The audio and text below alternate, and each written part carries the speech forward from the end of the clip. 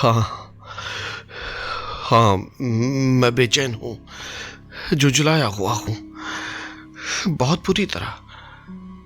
पर बेहतर है कि इसे मेरा पागलपन मत समझना। मैं किसी भी और शख्स से ज्यादा भावुक हूँ। इस बीमारी ने मेरी संवेदनाओं को उद्वेलित किया है, मेरे एहसासों को उभारा है, तबाह नहीं किया है। और अब मैं सुन सकता हूँ जो कुछ भी कहा जाए, कहीं भी कहा जाए, जमीन, आसमां, जन्नत, दोज़ख, कुछ भी, कहीं भी। क्या ये पागलपन है? हरगिज नहीं। और अब सुनिए, देखिए मेरा अंदाज, मेरी साफ गोई, मेरा ठहराव, कैसे मैं ये दास्तान आपको सुनाता हूं। थोड़ा मुश्किल है कह पाना कि कब ये ख्याल मेरे जहन में आया, पर एक बार ऐसा कुछ सोच लेने के बाद से ये खलल दिमाग से जा न सका। न मेरी ऐसी कोई मंशा थी, न मैंने ऐसा चाहा था, बल्कि मैं तो उसे पसंद करता था। उसने न कभी मेरा अपमान किया, न दुख पहुंचाया, और उसके खजाने का, उसकी दौलत का लालच तो मुझे रत्ती भर भी नहीं था। तो फिर वो उस बूढ़े इंसान की एक आंख थी। हाँ, यकीनन उसकी एक आंख, वो गिद्ध जैसी आंख, और उस पर चढ़ी वो नीली परत। जब जब भी मैं उसे देखता मेरा लहू जम जाता। यही वजह थी कि मैं धीरे धीरे उसकी जान लेने का मंसूबा बना रहा था, उस गिद्ध आंख से निजात पाने के लिए। अब तो आप यकीनन मुझे पागल समझ रहे होंगे। पर पागल कहां इतने ज़हीन होते हैं। काश आपने मुझे देखा होता कि किस होशियारी, चालाकी और दूरदर्शिता से मैंने अपने काम को अंजाम दिया। उस बुढ़े के प्रति मैं कभी इतना उदार नहीं था जितना कि उस पूरे सप्ताह तक, जिसके आखिर में मैंने उसकी जान ली। हर रात पूरी सावधानी से उसका दरवाजा खोलकर मैं कमरे में दाखिल होता था, हाथ में लालटेन लेकर, पूरी ढकी हुई लालटेन जिसमें से एक हल्की सी मध्यम सी रोशनी की किरण निकलती थी। मैं धीरे धीरे, बहुत धीरे अपना सिर अंदर डालता ताकि उसकी नींद न टूट जाए। उसके बाद बहुत ही सावधानी से मैं लालटेन को बस इतना सा खोलता कि एक रोशनी की किरण उस कमबख्त की उस आंख पर पड़ जाए। पूरी 7 रातों तक हर रात मैंने ऐसा ही किया, लेकिन उस आंख को बंद ही पाया। तभी तो उस ख्याल को अमल में नहीं ला सका, क्योंकि मुझे परेशान करने वाला वो नहीं था, वो सिर्फ उसकी वो शैतानी आंख थी। और आखिरी, यानी 8वीं रात को मैं कुछ ज्यादा ही चौकन्ना था, और मुझे अपनी काबिलियत की इंतहा का एहसास भी उसी रात को हुआ जब मैं वो किवाड़ खोल रहा था। उसका कमरा एकदम अंधेरा था, इतना कि वो दरवाजा खुलते हुए भी नहीं देख सकता था। मैं सधे हाथों से दरवाजे को धकेलता रहा। मैंने जैसे ही अपना सिर कमरे के अंदर किया और लालटेन खोलनी चाहिए, उसमें से एक आवाज सी हुई और वो बुढ़ा चिल्लाते हुए उठ बैठा। कौन है? मैं खामोश रहा बहुत देर तक, बिना हिले डुले।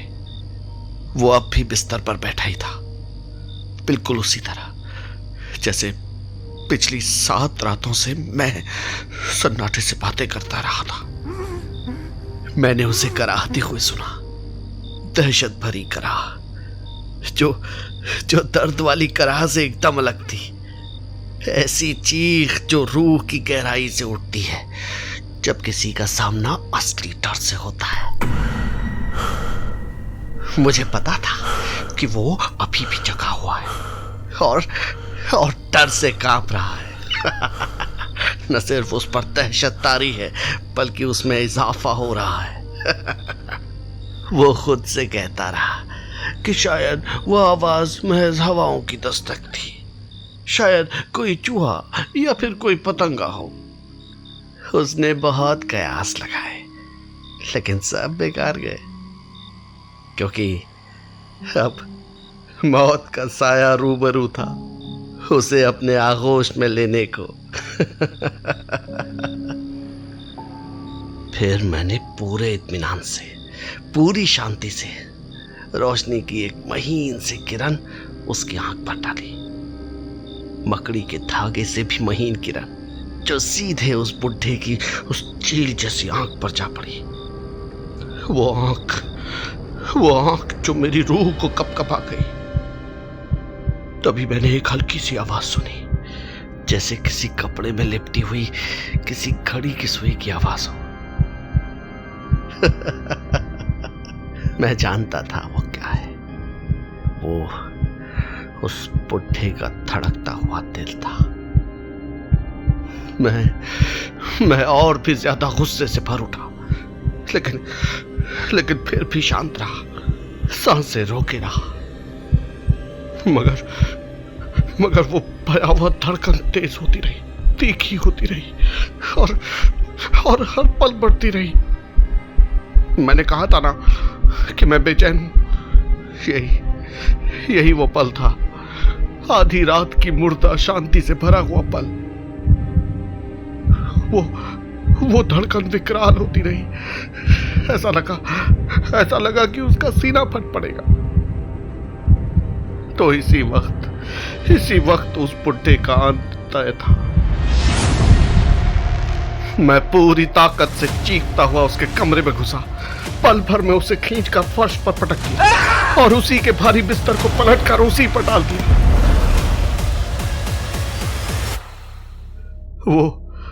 वो पूरी तरह कुचला गया।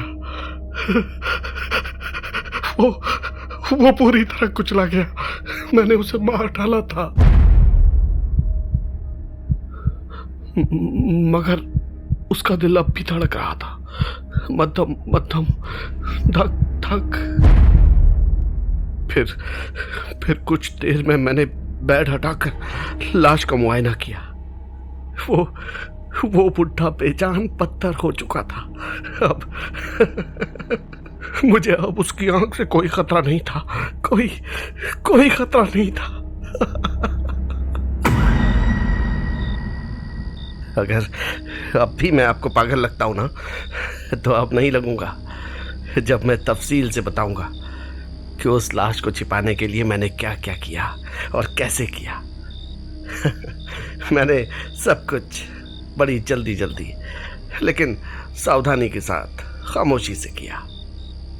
पहले लाश के टुकड़े किए, खून साफ किया, उसका सिर, पैर, बाहें सब काट कर अलग रखे। फिर फर्श पर लगी लकड़ी के बोर्ड को निकाला, सब कुछ उसके खांचे में डाला।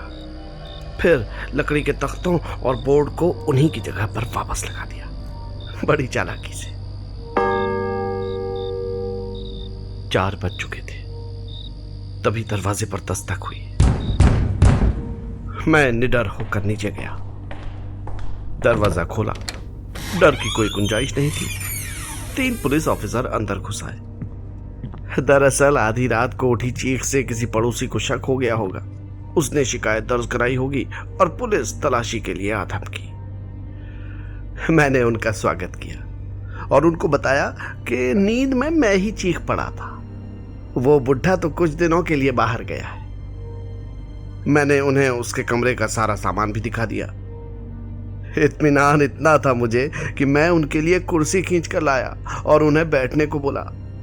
मेरी हिमाकत देखिए, अपनी कुर्सी मैंने ठीक उसी जगह लगाई जहां पर वो दफन था। पुलिस वाले पूरी तरह मुतमईन थे। हम वहां बैठकर इधर उधर की बातें कर रहे थे। यह सिलसिला कुछ देर चलता रहा, मगर धीरे धीरे मैं उकताने लगा। चाहा कि वो चले जाए, मगर वो तो वहां पर बैठे बातें ही किए जा रहे थे। फिर मेरा सिर दुखने लगा और कानों में एक अजीब सी गूंज सुनाई देने लगी, मगर वो कमबख्त उसी तरह बतियाते रहे। अब तो मेरा दिल बुझने लगा, चेहरा जर्द पड़ गया, मेरे कानों में पड़ती वो आवाज पड़ने लगी। ये वही आवाज थी, कपड़े या रोई में लिपटी हुई घड़ी की सुइयों की आवाज। मैंने अपनी सांसों को थामना चाहा और तेज तेज बोलने लगा, बेवजह बहस करने लगा, मगर वो आवाज नहीं थमी। ये लोग जा क्यों नहीं रहे? मैं उठकर टहलने लगा, भारी भारी कदमों के साथ। वो आवाज कानों में पड़ती रही। ईश्वर, मैं क्या करूं? मैंने अपनी कुर्सी उस जगह से हटा ली और पैरों से वहां पर खुरचने लगा ताकि वो आवाज न सुनाई दे।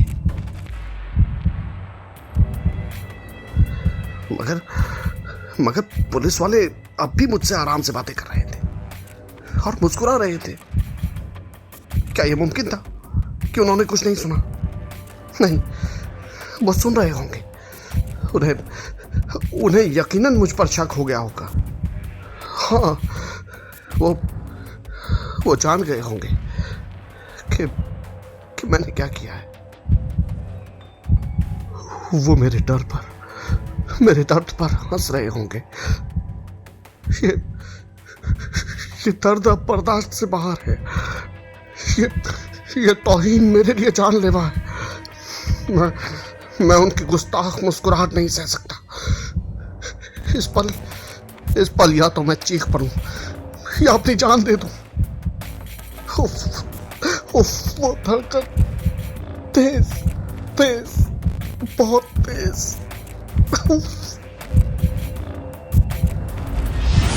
नहीं, कोई कातिल इतना खौफजदा नहीं हो सकता।